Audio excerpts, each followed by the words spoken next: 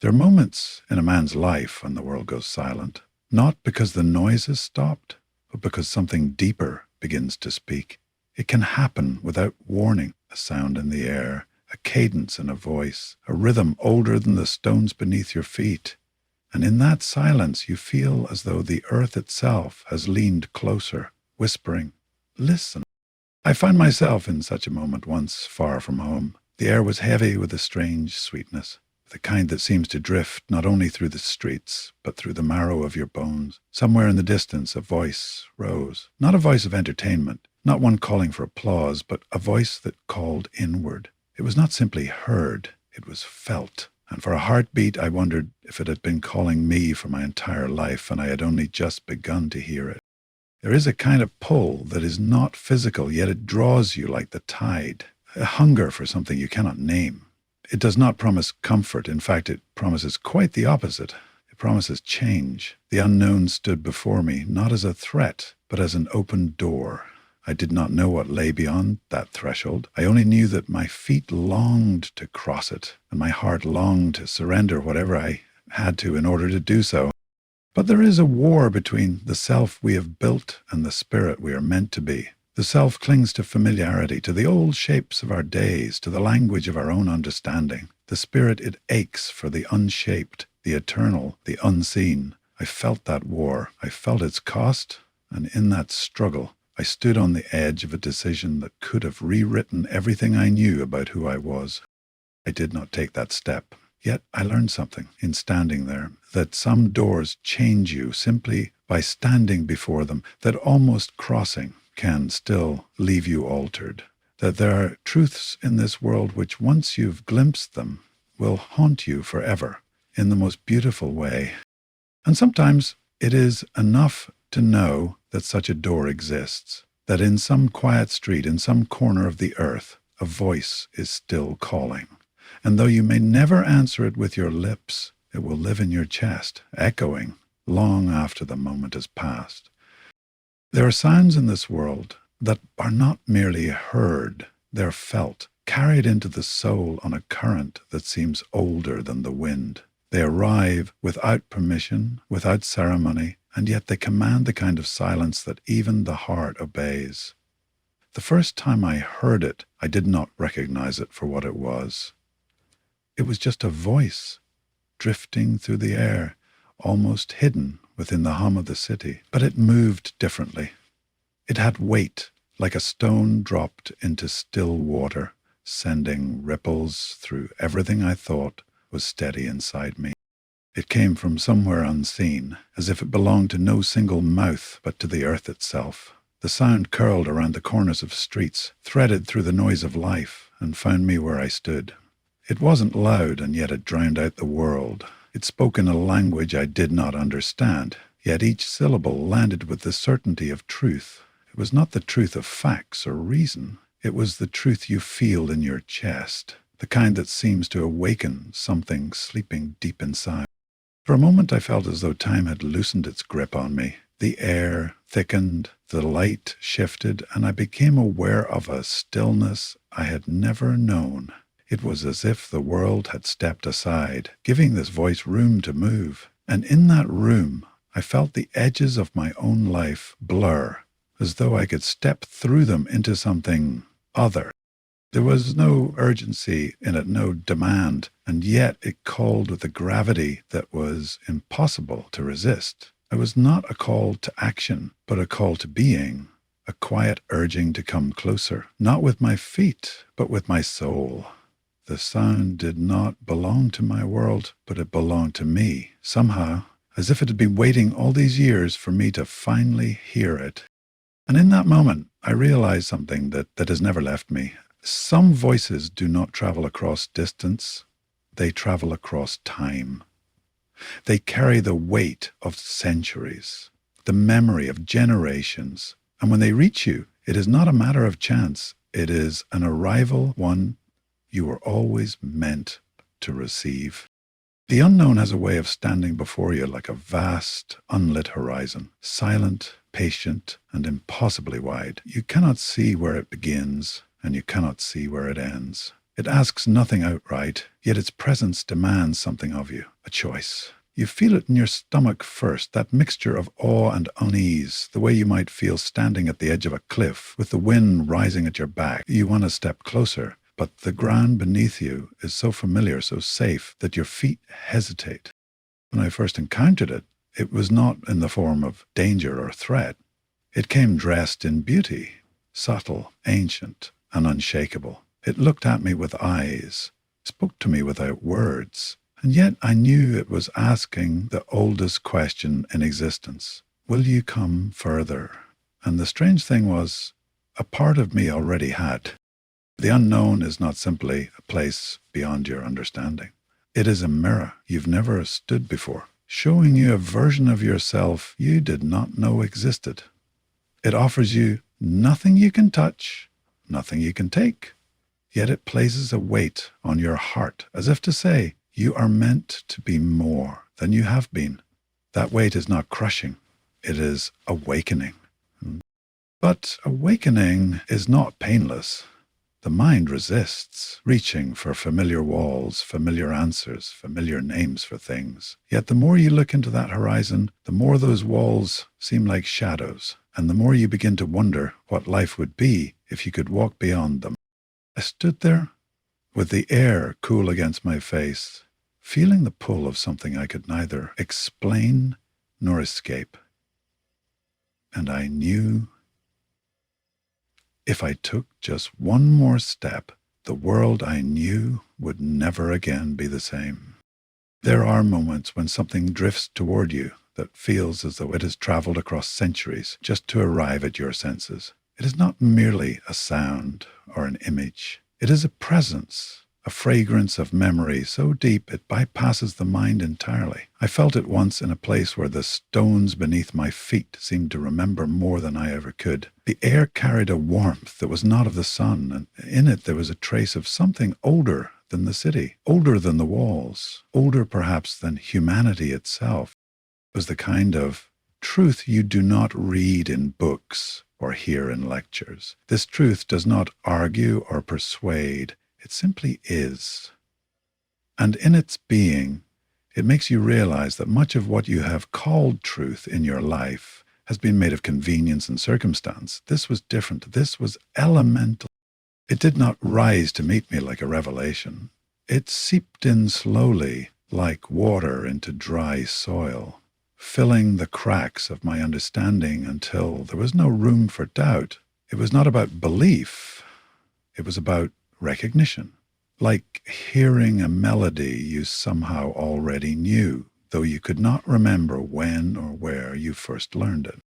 Everywhere I looked, it was present, in the quiet dignity of faces that carried generations in their eyes, in the way the wind shifted when it passed through the narrow streets as though it had learned to move with reverence, in the rhythm of words that I could not translate but could feel vibrating in the bones of the world.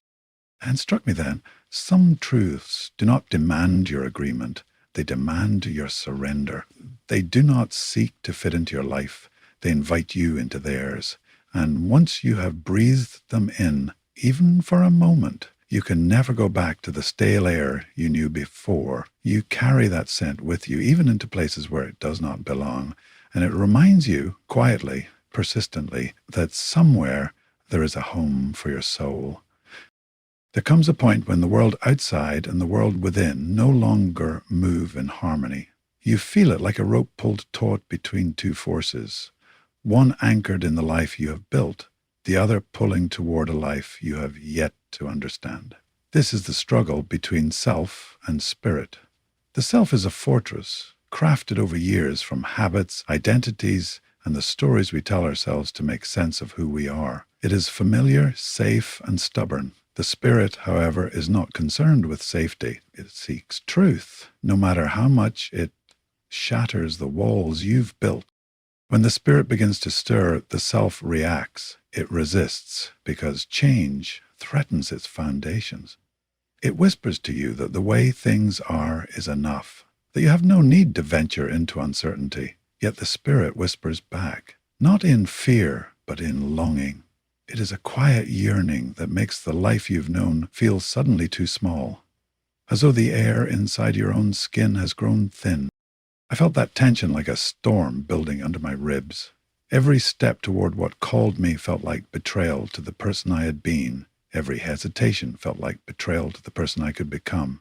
And in the still moments, when I was honest with myself, I knew the truth. Both could not survive. One would have to yield.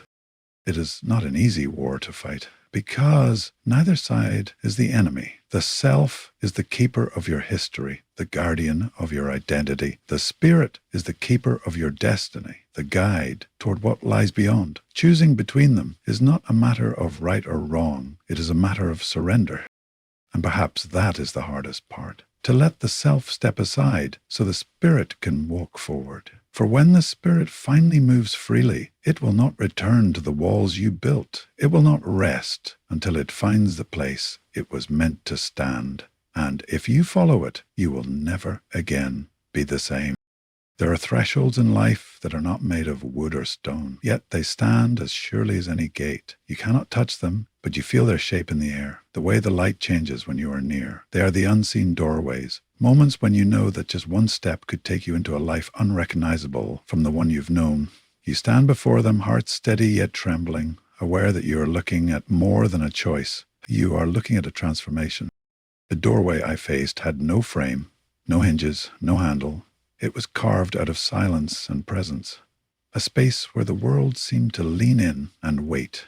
On one side was everything I understood, my past, my identity, my beliefs, wrapped neatly in the folds of familiarity. On the other side, I could not see clearly.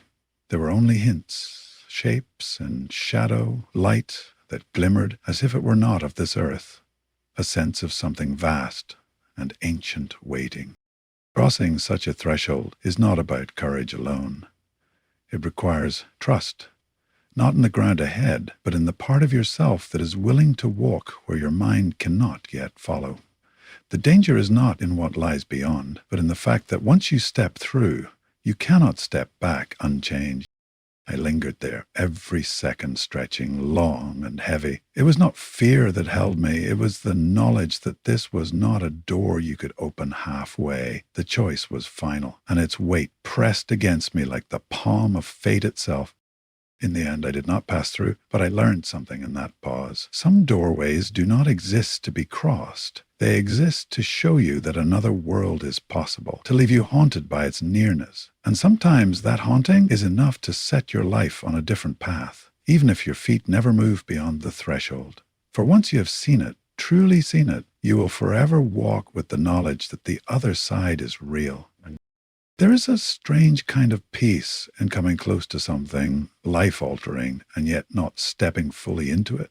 At first it feels like loss, as though you have turned away from the very thing you were meant to claim. But over time, you begin to understand that not every encounter is meant to end in possession.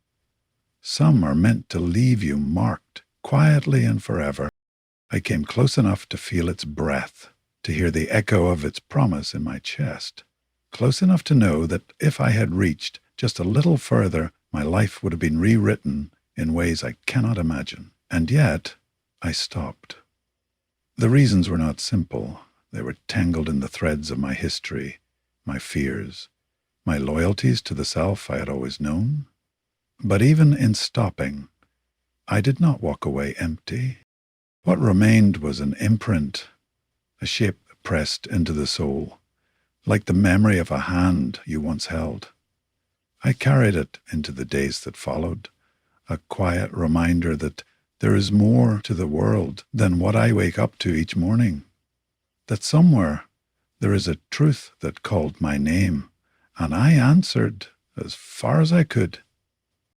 The beauty of almost is that it changes you without demanding that you abandon everything you were.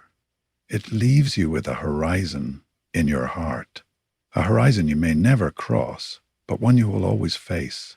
And in moments of stillness, when the noise of life falls away, you can feel it again, that pull, that possibility. Some would call it regret, but I have come to see it differently. It is a kind of gift To have stood that close to something eternal is to know it is real, and knowing is enough to quiet the hunger that once kept you restless. There is peace in that. Not the peace of resolution, but the peace of recognition, the kind that tells you that even without crossing over, you are no longer who you were before you came near. And so I stand here not as one who crossed the threshold, but as someone who has looked through it and been changed. The voice still lingers in the corridors of my mind. The weight of the unknown still presses softly against my thoughts, and the scent of that ancient truth still clings to me like something I will never wash away. The struggle between self and spirit continues, quiet but persistent, and I have learned to live with its tension, not as a burden, but as a reminder that I have been called. I have seen the doorway. I have felt its nearness. I have stood in the presence of what could have been a new life. And though I did not step through, the very act of standing there has left a mark no time can erase. Some journeys are not measured in miles or years, but in the depth of a single moment that stays with you forever. If I have gained anything, it is the knowledge that there are truths vast enough to eclipse everything we think we know, and merciful enough to let us walk away with only their shadow in our hearts. I carry that shadow still, and I suspect I always will. Perhaps one day I will hear the call again, perhaps from another place, in another time, and perhaps then I will be ready to answer it fully. But even if that day never comes, I have known its sound, its weight, its scent, and that alone is enough to remind me that the world is far greater, far more mysterious, and far more beautiful than the life I have lived within it. That is the gift of almost, and it is more than enough.